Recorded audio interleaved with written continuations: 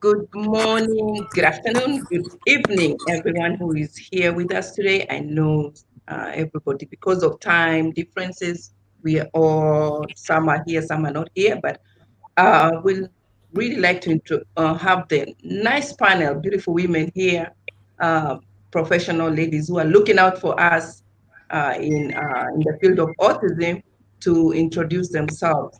So I know some of you are familiar with some faces, but I'll go ahead and let Jawanda introduce herself. Okay.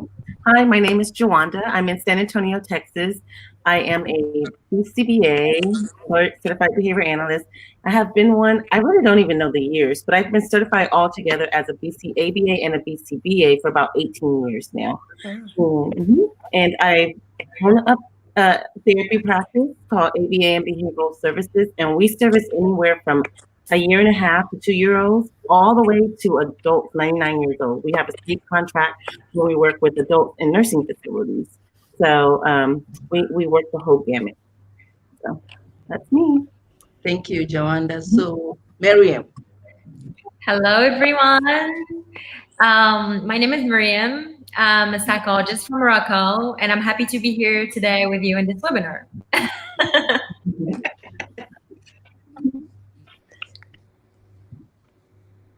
Okay, you done? I'm done. That was like waiting. I was talking about You myself. have more to say. So just You have more to say. I feel it. Okay, Jennifer, go ahead. Okay. Good morning, everyone. My name is Jennifer Polite. I have been working in ABA for the past 6 years, and currently I teach autism parent education training.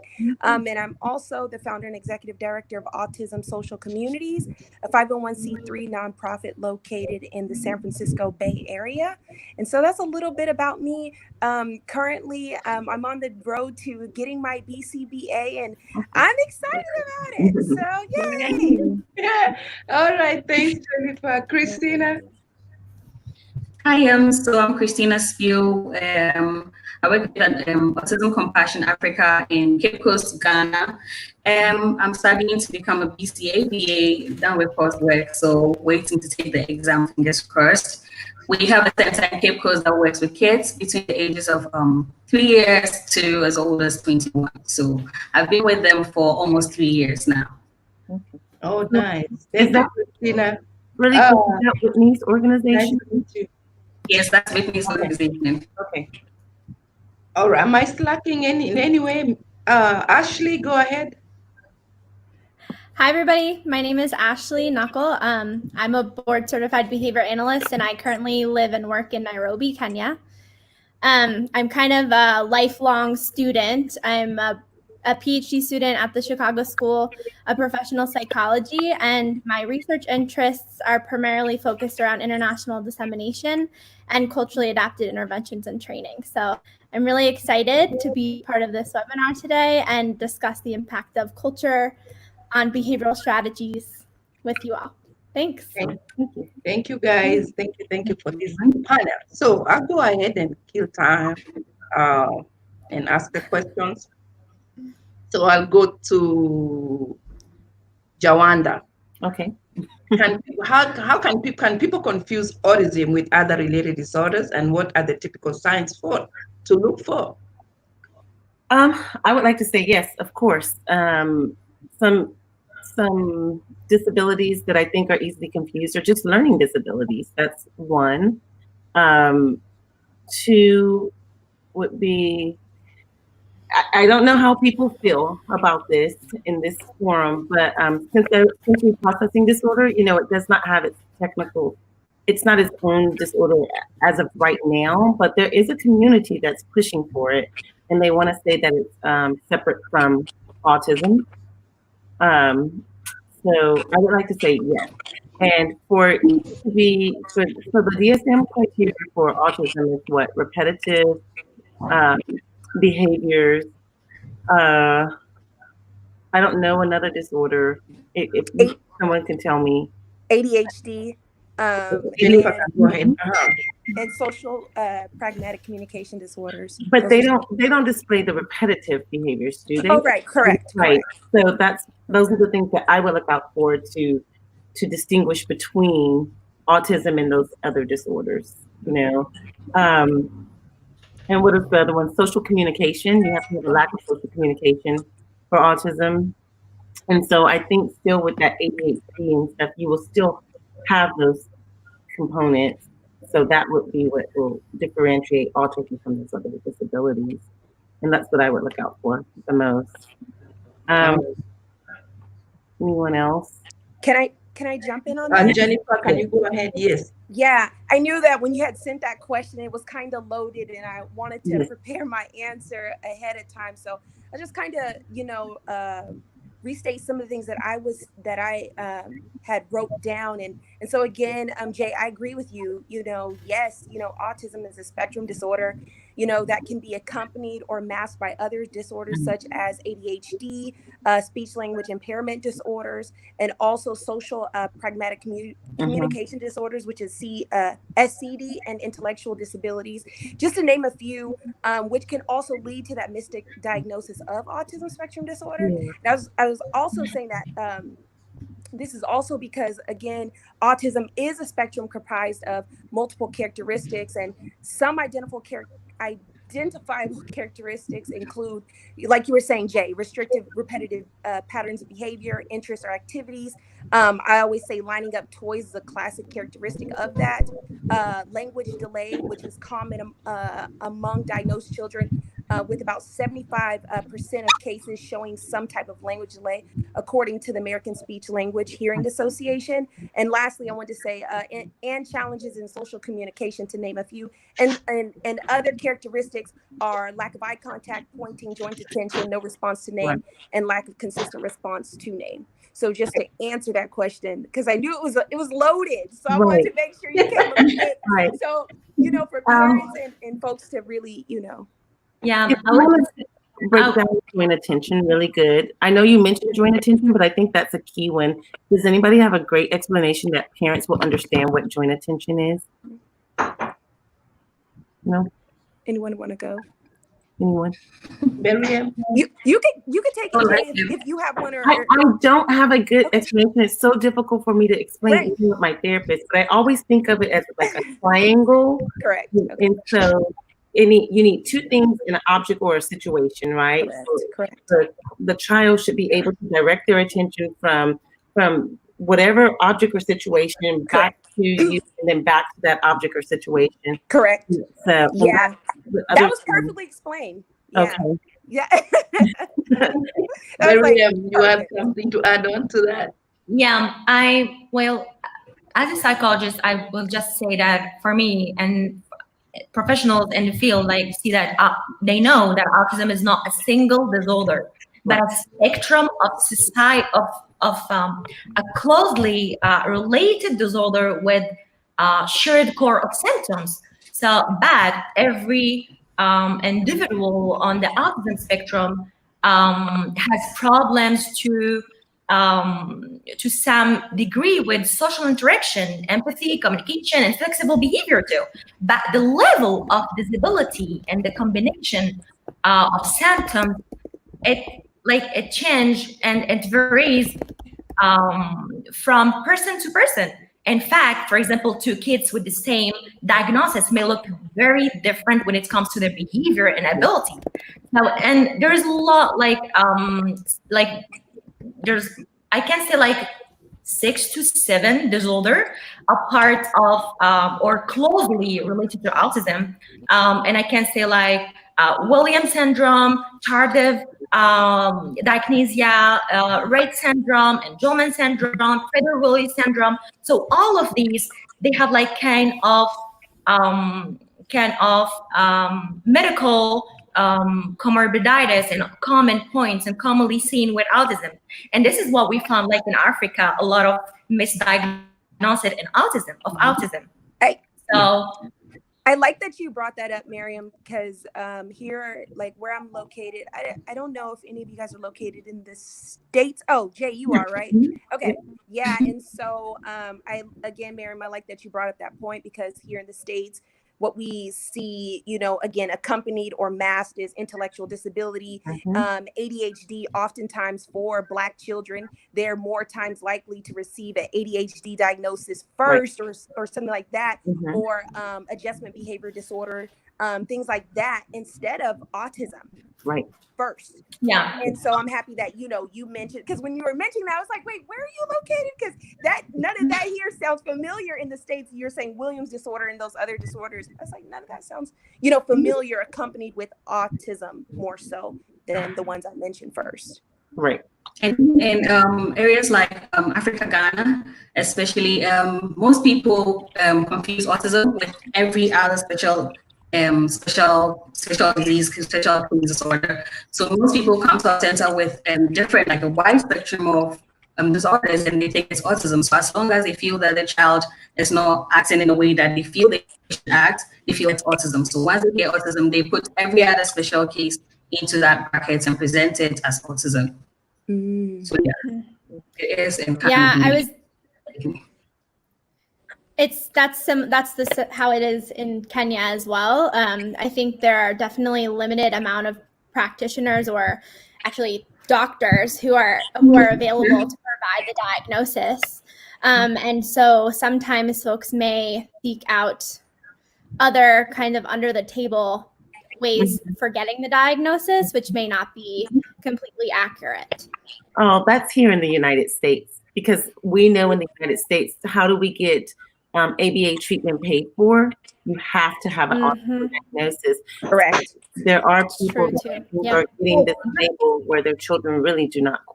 Like, just to be, sorry, Wanda, but like, just to be clear about this point, like a lot of professionals in the field who had the right to do the diagnosis of autism, they don't have enough training to do it. They don't have to use the tools, ADOS, DSM-5. This is what we need in Africa. This is what we need in all around the world. It's not just in here. No. Yeah. And I think it seems like that's the difference. So in the US, there might be like people are diagnosing autism more frequently. And here in Kenya or Ghana too, you see less people being diagnosed with autism because of the lack of accessibility. And that's why we have always issues in statistics. Yes.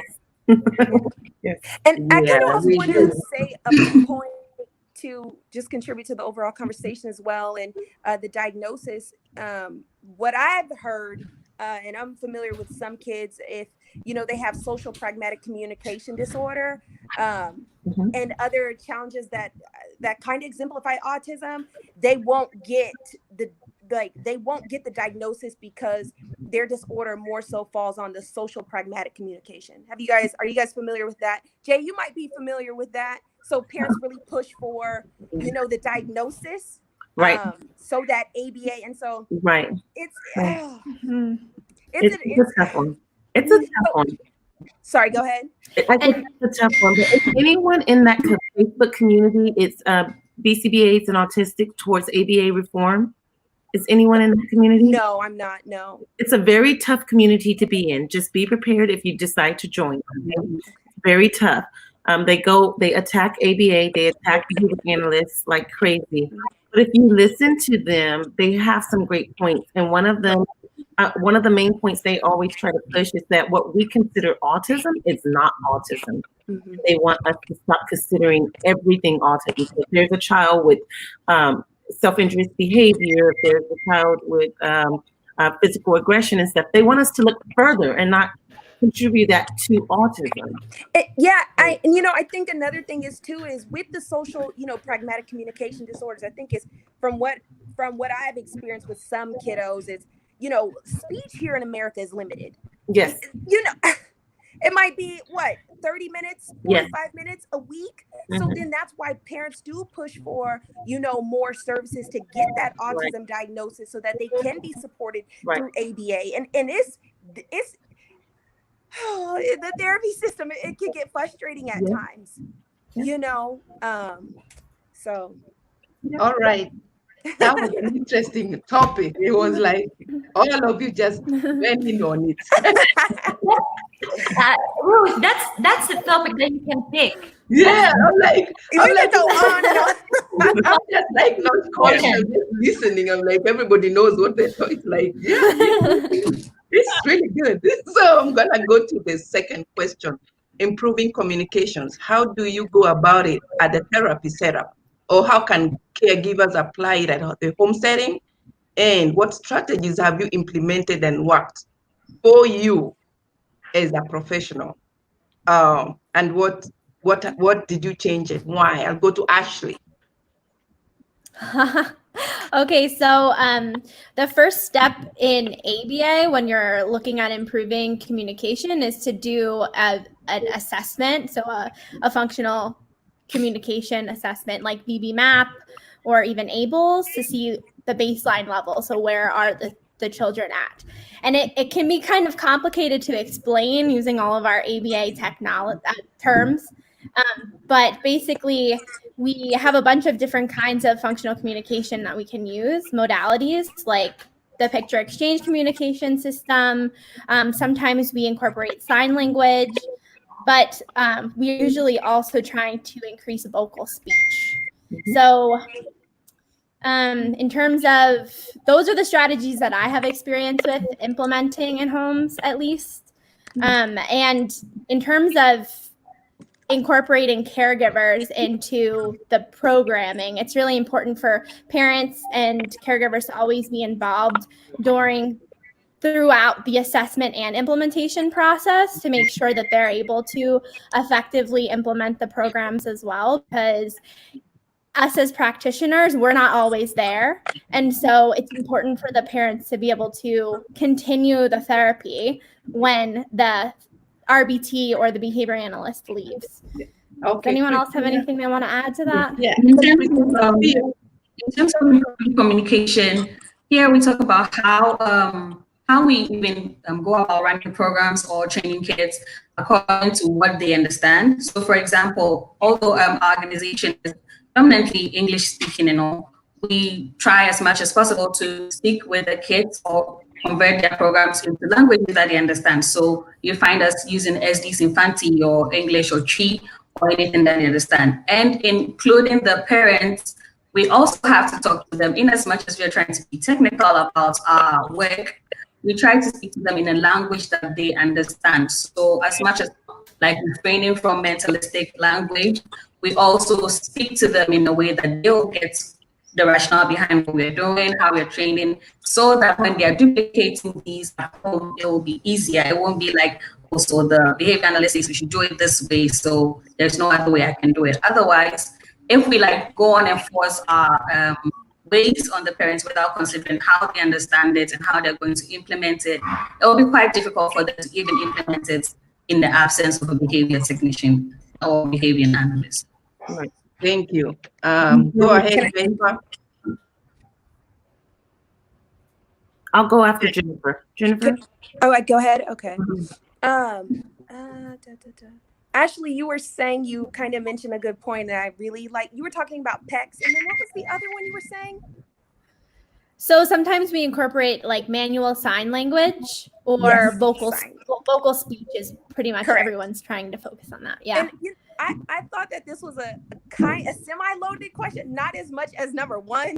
This is a little bit dialed back, but for myself, so again, like I said, having experience in ABA, and then now teaching autism parent education training, which is a service that I provide. I wanted to answer that question through this. So I wanted to answer this question through that lens of autism parent education, how I go about it. So essentially what I was saying was, again, due to each child having varying communication needs, it's important that your therapist, your behavioral therapist, or your speech therapist to understand how to progress your child's speech and language. And then I also said, oftentimes this is a challenge for behavioral therapists for the reason that they may have limited knowledge about speech therapy. And that's for that increased vocal speech part. Ashley, I wanted to touch on that. And then I was also saying, however, this is why it's even more important for you to take a holistic approach to ensuring that your child's therapy goals are in alignment with their with the therapies they are receiving. And so when I teach autism parent education training, and you know, I have a parent I'm working with, I'm asking them, okay, what is the SLP saying? Right? I act as, you know, the ABA, that whole person. That's who I act as. And so, again, I ask them, what is their SLP saying? And then I know an SLP. And so for myself, I bring all the tools together, and that's how I take a holistic approach to continue to move my kiddos' language forward. I recall about 10 months ago, I started with a kid, and the only thing he could say was, I want. And so again, I said, Mom and Dad, what are, you know, his goals for, you know, speech? And then again, I got with the SLP that I knew, and, you know, gave parents, you know, homework, you know, throughout the week to educate them on how do we continue to progress his language. Instead of asking their kiddo questions, we formed statements to give him more language. And so I would take a holistic approach, and I know ABA doesn't do that. Okay, I have a question. I totally agree with that. I do too. Yeah. I do too. But we are getting better in that. In that our insurance carriers, or at least I know here in Texas, they want us to have coordination of care. So they want us to do it. So we do get with that speech therapist. We do get with the doctor, the psychiatrist, and the occupational therapist. We even have team meetings together, all of us, to learn what we're doing. Because I heard you talk about PECs and but there's also AAC, you know, the augmentative devices that we use, and we use that a lot here in Texas. And everyone has to be on the same page when we're using that. We have to have the same targets. We have to have the same setups. We have to even have coordination of care with the school, because schools do not, here in Texas, schools do not take the child's personal device. The school provides their own device. So we have to make sure our devices are matching, or our textbooks are matching. I don't know why Texas does that. They don't want to take responsibility for the personal property. So the client has, you know, whatever they're using at school, and then they have whatever they're using at home. And so we have to be very careful. And then most of our clients get two forms of speech therapy. They get their private speech therapy, and then they get their school speech therapy. You know, and so we really have to make sure we have a good coordination of care going on. So, oh, sorry. Can I say one more thing? Sorry, is that okay? Okay. I think, you know, I think everyone would agree that too, this is really important, you know, for parents to be really active participants in their child's therapy, because most times, as we know, and that was one thing for me in working at ABA, that I was only providing that direct service to the child, not to the parent, right? And so when I would leave, parents still didn't know what to do, which is why I started, you know, autism parent education training for that reason. But that's when that's why I always say, like, the holistic approach, it begins with the parents. You and I could do all the work of trying to be holistic, but if the parents don't know what those goals are for each of the therapies their child's receiving, it's tough. Yeah. And if the parents don't agree with the goals too, correct, and they're not going to be followed, there's going to be no follow through. Correct. So that's really essential. Yeah. I want to add one.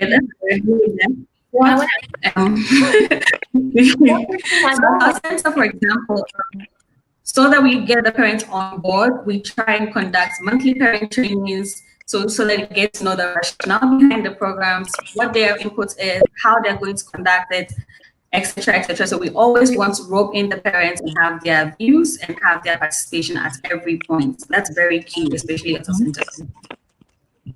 Okay, go ahead, Miriam. You wanted to add something? Yeah.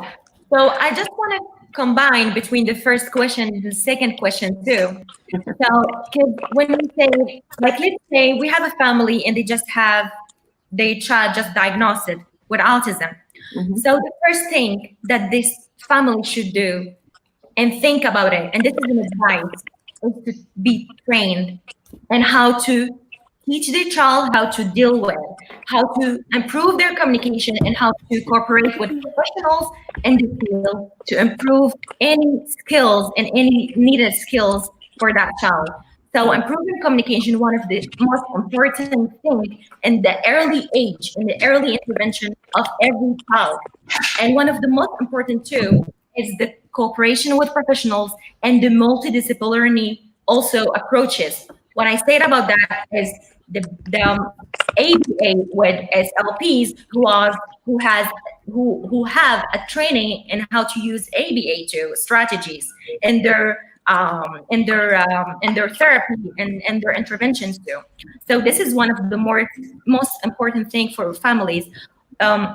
Also, why families, they are the best person, they are the best and caregivers, they are the best ones to provide an intervention with a great quality, because they most of the time, that child is spending most of the time with their kids at home. So a great training should be provided to families, and every strategies in their IEP and the communication, the main should be teached to families, and should be provided to families too. So that's the only point that I want to combine between the first question and the second question in my answer. All right. So we go to the next question, and I will ask. I'll go back to. I will ask this, and I will go with Jennifer. Okay. Okay. I'm gonna ask. Okay? How can professionals choose an appropriate assessment for the clients? Mm-hmm. I would shoot that to one of the the BCBAs. I will go with Marian. Yeah. I'm not a BCBA. But Sorry, go I'm ahead. not a BCBA, but I have experience in ABA, like 9 years of experience in ABA. But I can like any of the BCBAs can answer it, then I can, yeah. Go ahead. So the way we pick assessment is, listen, in the United States, with our peer source, we have a difficult, we have to toe the fine line, because your insurance company tells you what they will accept. Sadly, they will.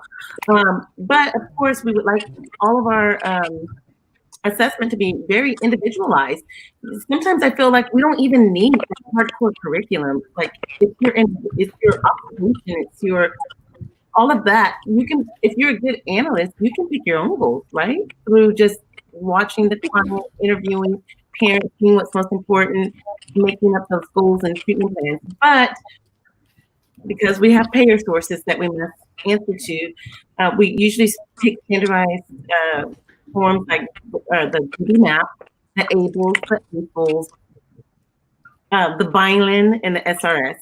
That's basically in America what payer sources will pay for. So anyone else?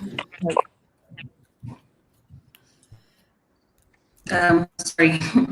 Hello? Yeah, I can. So I lost you guys, so I can hear you now. So Wanda, I didn't hear all your intervention. I don't know what was about. I'm sorry. Could you just go over the last point? Oh, I was just saying that the payer source, they're going to make you use particular assessments, and that's the BBMOT, the ABLES, the APLES, and BILIN and SRS. Those are the main. If you're here in the United States, that is basically what a BCBA with insurance use. That is, and you can pick the ABLES, BBMAP, all of that. That's interchangeable. I think they just go hand in hand, So there's 3, Jay, is what you're saying? No, like 5. So BBMAP, APLES, ABLES, the BILIN. You can actually use the BILIN and the SRS.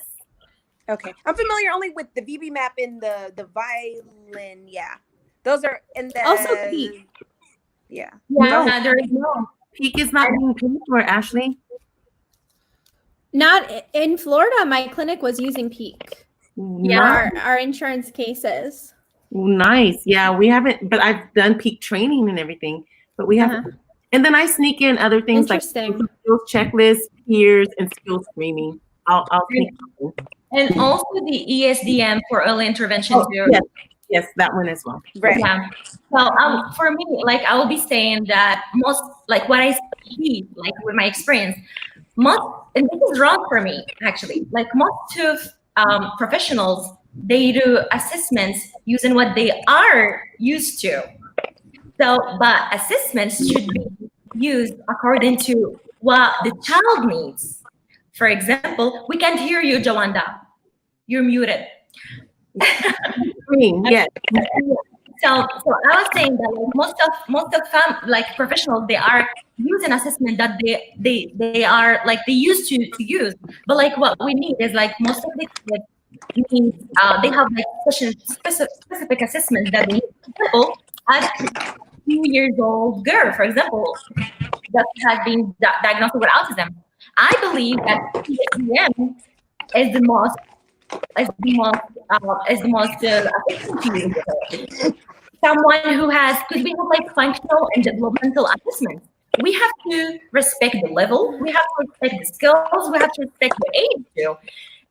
And for example, and because if we are using ables, for example, for a child who had like, or an adult with autism, who has like 26 years old, am I going to like, is the professional is going to write an IEP to teach her how to write A or B? No, she needs social skills. She needs a lot of skills that are going so great with her age and respecting her age.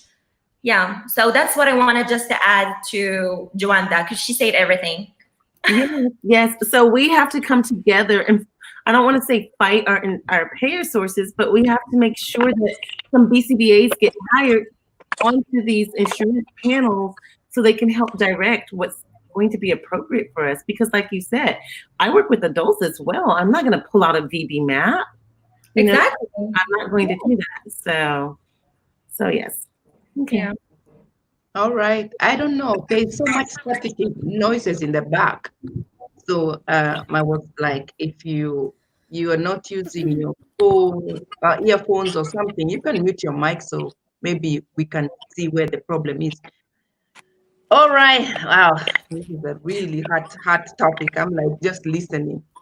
Okay. Ruth, So was that the third? Sorry, Ruth, to interrupt you. Was that the third question?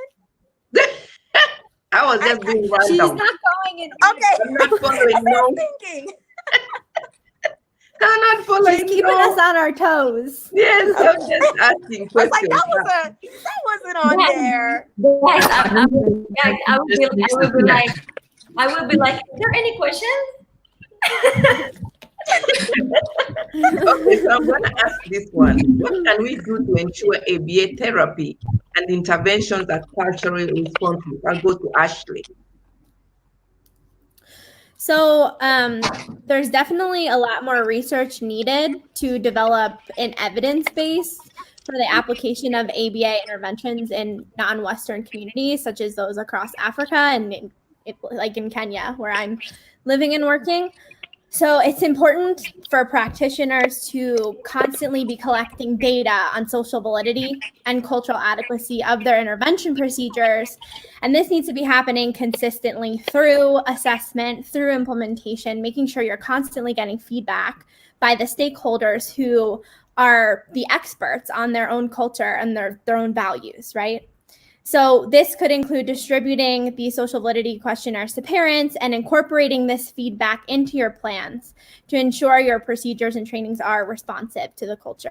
And then again, I would stress that we need to really make sure that we're involving the parents throughout the whole process and discussing the intervention plans and rationales for choosing such procedures, the parents, in a way that they can understand. Make sure that they're able to make sure that they have adequate resources to implement the procedures that you're suggesting, and that the parents are comfortable implementing the procedures. Because if the parents aren't comfortable with the intervention you've chosen, it is your job to change the procedure. You're not doing your job correctly. Yes. So I think there's definitely a lot of work to do in ABA in terms of making our services culturally responsive and applicable. And this is also relevant in the United States when working with communities that are not in the majority as well. So does anyone else have anything to say about that? Can I add? I'm going to add just a little bit about this. First of all, most of the ABA, some of the ABA, for example, we use Primax principle in almost every African setting. First, go wash your plates, then we can go and play with your friends. And maybe when you do something extraordinary, your parent thinks that, oh, she washed the plates without me asking. Here, you get a lot of praise. So sort of like these things are already at play somehow in the African setting. It just hasn't been tagged as ABA strategy. So if we hone in on these things that the kids are used to, okay, I'm used to washing my plates and then watching my favorite show, or I'm used to tying my shoelace and then getting a high five from my dad, then these are like steps, things that are already there that we can build on. So in as much as it doesn't look so much that there is ABA being practiced in African settings, these are little things that are already existing that we can build on in future. So according to Ashley, go and take the data and then move on with it. Yeah, that's right. Yeah, you're right. Can I add to that as well? Well, actually, I like where you said where we work with the parent. I would like to even go a step further because I work with teenagers, adults, and on. We need to incorporate them as well. They have a voice, even outside of their parents. They have a voice, and I think if you join that one group, it keeps sticking out in my mind. They say that their voice is not heard, and sometimes we're picking so many goals that add no value to their life. And now as adults, they're able to say that to us. And so I think we need to make sure we're also including that teenager, we're including that adult that we're actually servicing into the assessment and that they're helping pick their goals. We need to make sure everything is client-centered. I think we need to start going more client-centered. So. Joanna, I really like this point. So I, at the beginning, I didn't say I have a master's degree in psychology and I have a master's degree in law, in public law. So my research and my thesis was focused on the legal rights of people with disabilities, individuals with disabilities. And one of the points that I was working on and dealing with is having those child having their own voice. They have the right to talk about what they need. They have the right to express what they need. They express what they want, what they doesn't want, what they don't want to. So this is a good point too. And and also having an appropriate objectives in their life that respects their age. It's one of their rights too. And yeah, that's it. Ashley, I liked your point when you were talking about culturally relevant and then applicable to parents. And I think that applicable part is so important, just as much as the culturally relevant. But I can't stress how applicable to parents, because if it's not, they're not going to use it. And again, what they want is extremely important, instead of just going down the goal, creating these goals and saying, okay, your child needs to know how to do this, blah, blah, blah. But listening to the parents, making sure it's applicable, making sure it's what they want. I don't know. I think that's important. I understand, Jay, your part about teens, but I think, when I say applicable, that means for our early intervention babies. Right. You know what I'm saying? So I do a lot of that, and I love early intervention. Yes. And it's extremely important, the applicable part. It is. But here in Texas, children do not get diagnosed so early. So we're usually working with 5, 7, 8 year olds and then on up, What's the age for Texas? Most likely that you're seeing a diagnosis? School age. So after maybe first grade. Wow. I mean, there's still some, if a parent is adamant enough, and saying no, correct.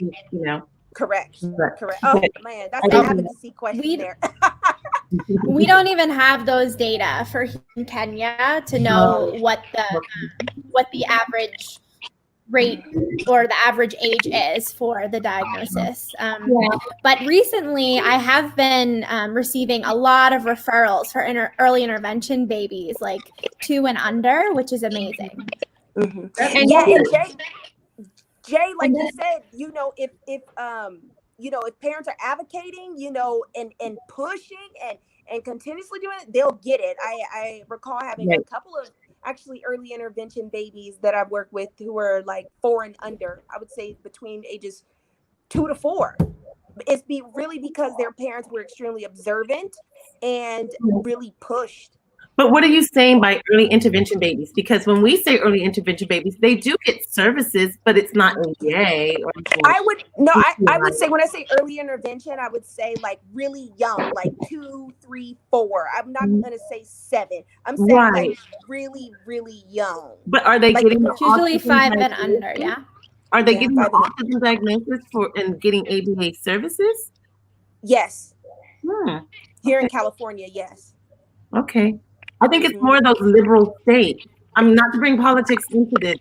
I think it's more of the liberal states that.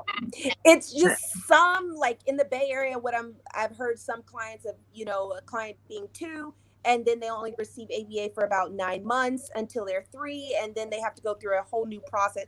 It's very kind of don't get involved in that. Okay. I believe that this is a point in all over the world, and that's why I mentioned at the beginning the problem of statistics too, and also, for example, that's why I always say to parents, your goal is not to look after the diagnostic. If you feel that your child has something that you need to work on, you have to use that time. You have to earn that time and work on that point when you feel that your child needs to work on.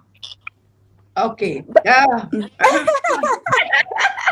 As a continuation, I'm going to ask, can behavior analytic strategies be effectively applied across cultures in Africa? It's just a continuation of the topic. So Ashley, you can go ahead since you had started. Okay, so ABA is the #1 evidence-based intervention for children with autism, and behavioral principles, which we use in ABA, can be effectively applied across cultures for all humans. I do believe that. So punishment, reinforcement, these kinds of behavioral principles are applicable. However, the significant majority of our evidence base has been derived from these Western investigations. So our research, our literature, and even when you say Western investigations, it's really, let's be honest, the United States. So the majority of our literature has happened in the United States. We do not have an evidence base for these procedures and interventions outside of that culture. So when we're implementing these strategies within the global population, we really need to take that into account. We're saying, oh, this is the #1 evidence-based intervention, but we don't have the evidence base to back that up. So we really, really need increased research efforts. There is some preliminary data that was recently published about the application of ABA interventions in Ghana. And what we found, what's really interesting is that we use behavior-specific praise to try to increase on-task behavior in children with autism by training the caregivers using self-monitoring and performance feedback to implement this praise, right? And in the US, we look at behavior-specific praise as like the gold standard form of praise. So we hypothesized that would increase on-task behavior, but what we actually saw was that it decreased on-task behavior for some of our participants. And so then we went through a cultural adaptation process, and what we found was that the praise wasn't really culturally relevant. And so we adapted the praise to incorporate a lot of different kind of social stimuli like drumming and singing, and we saw an increase in the students' on-task behavior after incorporating the culturally adapted praise.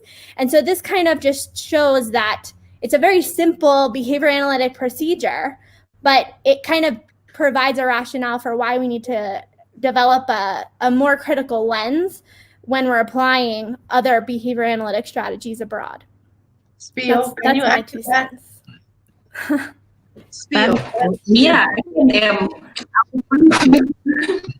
I was actually going to. Yeah, I think that main focus should be, is it relevant to the culture or the setting that you're in, where you are applying the ABA strategies?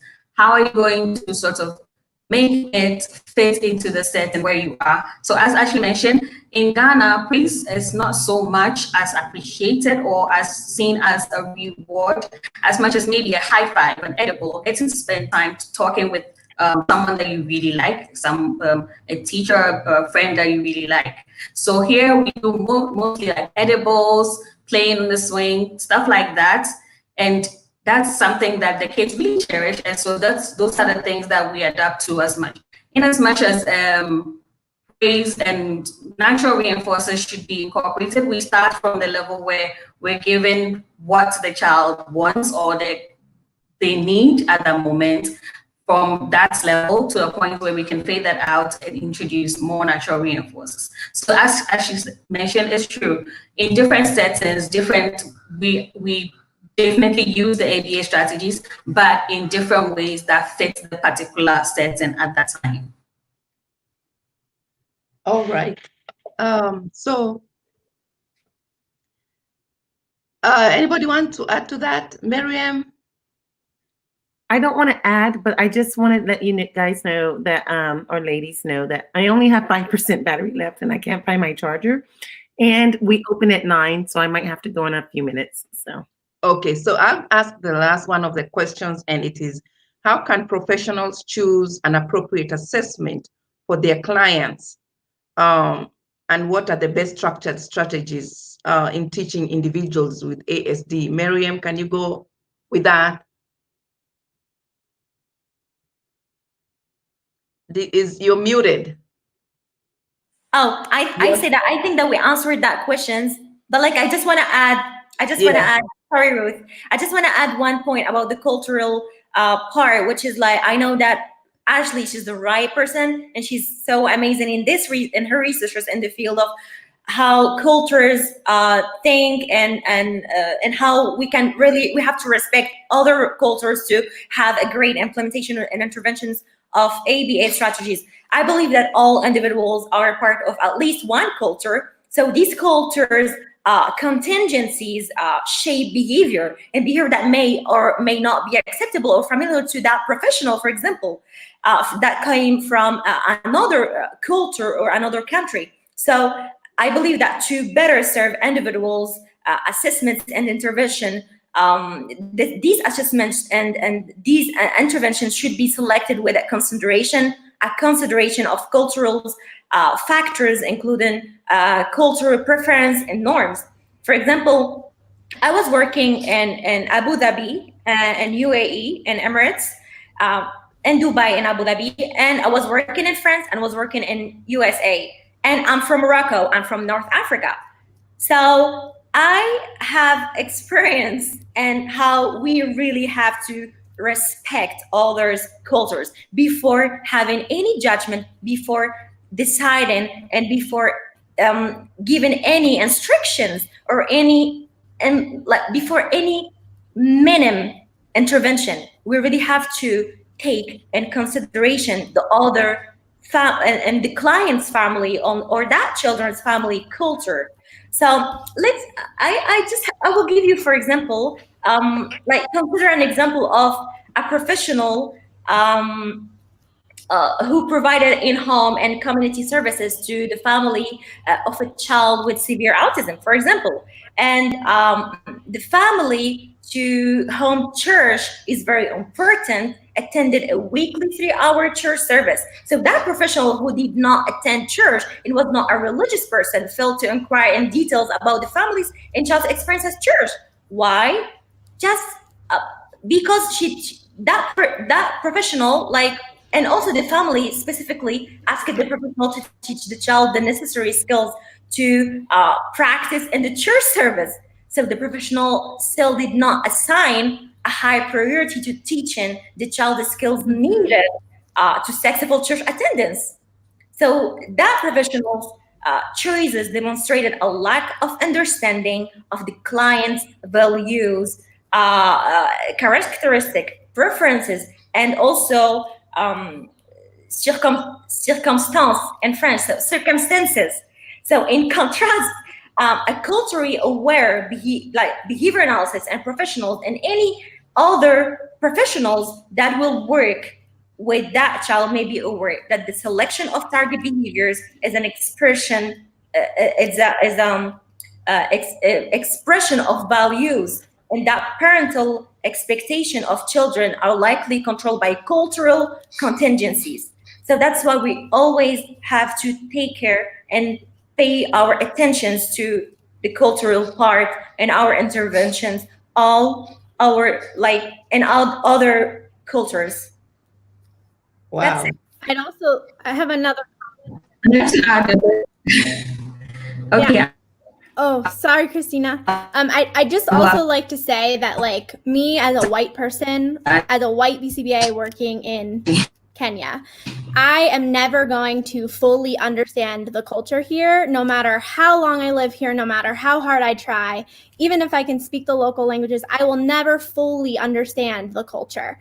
And so I see my role here in terms of dissemination, not me specifically working with clients implementing programs, but training other folks to become behavior analysts. So we really need to be focusing on increasing and upscaling our folks' access to quality training, to the verified course sequence, to quality supervision, so that they can go out and implement and become behavior analysts themselves.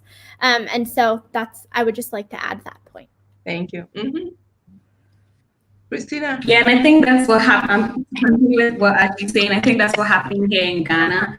Currently, 3 of us are being trained to be behavior or certified behavior assistant behavior analysts, so that we'll be able to, as being Ghanaians in this setting, especially in Cape, we'll be able to disseminate or explain what we are doing, so that to the level that they can understand, everybody can understand. And talking about how applying cultural standards to our strategies, as Miriam mentioned, even some of the basic things, as much as little as probably say train a child how to use a fork and knife to eat, as would be in their program, would like to look at how the person actually eats at home. Is this person likely going to use a fork and knife to eat at home? Or is she just going to pick up the food with her hand? So are we going to train her based on what we want her to do or what she does at home? Or given another example, hand washing or self-care, for example, when we train the child how to wash her hand under a faucet because that's what we want or that's what we used to, or will we train the child how to wash her hand in a bowl, which is more culturally appropriate or which is likely to be what they do in the house. So these little things also count as a lot, so that at the end of the day, the parents don't see it as bringing something so foreign to them, going to take away what they're used to and replacing it with something totally different that they can't keep up at home, but as actually helping to make their lives better, even with what they're used to. Thank you, Christina. You have anything to add to this? Yes, I just want to add one last point. Like, look, in my experience, for example, in one Arabic country, there will like professionals from states who provide services in that country. And that country is like kind of Islamic reserve, like they have that Islamic reserve part. So those professionals, I believe what they were doing is right. Why? Because they were providing service that they have to do, but they are collaborating with parents and other professionals and from that cultures. And this is the point like that I want to add also, and it's the same thing that what Ashley said, is even a person who's from other country and she learns the language, she married a person from that country, she knows that person and she lives like years in that country, it doesn't mean that he will really know he will really know the real culture of that country. That's why the collaboration with professionals, the collaboration with parents in that country and with that culture is something very important for these children and for these individuals with autism. All right. I think we're about to wind up. Anybody who wants to add anything to this before we close and go to the next panel? I just wanted to say that I appreciated Miriam, Christina, and Ashley, all of your perspectives on the culture part. Again, you know, when I was reading that question, I was like, yes, but I didn't know how to answer it. And so just getting that perspective from you all, oh my goodness, that was a whole topic that could be extended in itself. So I appreciated the perspectives on that. Jawanda? I just want to say thank you for talking to all of you guys. It's so hard sometimes when we're in this field, we don't get to talk to other professionals and bounce ideas and share things. And I love to hear from others, especially that are not right here where I am. So that's been great. And I hope that we've been able to help others. And I want to get more concrete next time. And when we're maybe talking about those kids and those AACs and things, maybe pull them out and show them and I don't want to do concrete strategies or anything like that because that's individualized. But I would like to know what we're talking about. I think we throw these terms out still, assuming that they will be able to understand what we're saying, and not all parents do. So I want to Yeah, make sure of that. that is great. I am so happy with this panel because we went deep down in culture and everything. We brought, all new things. And Ashley is doing a great job in Kenya. Yes. Christina, you are almost up there, and Miriam. So I think we should like focus, like the way Ashley, what Ashley is trying actually to do is really important. It's a great thing. So I hope we all can come together at some point, in support or whatever, and support Christina and support Miriam in Morocco. Jawanda is here. Jennifer is It's there. a Maybe team one day, effort. we can all just band together one time and go to this, whatever, if it's Kenya, if Ashley starts the program, we go to Kenya, support her, to Ghana, support Theo, to Morocco, support Miriam. And we really appreciate Ashley being in Kenya because at least I'm happy knowing she's doing something for us and our people down there. So I'm gonna end this and go to the second panel. So this group is coming back, and we this has been the most. It's like the topics you guys had no filter. It was like just coming in, coming in. It was really interesting. It was a pleasure, guys. It was a pleasure Yes, to be in this webinar. Jawanda, Theo, Jennifer, Ashley, Ruth, thank you for the invitation. Yep. Thank you, everybody, too. all Thank right. Thank you. you. It was Okay, nice thank you talking guys. to Bye Bye bye. bye. All right. Have a good All one. right. Bye. you. Bye.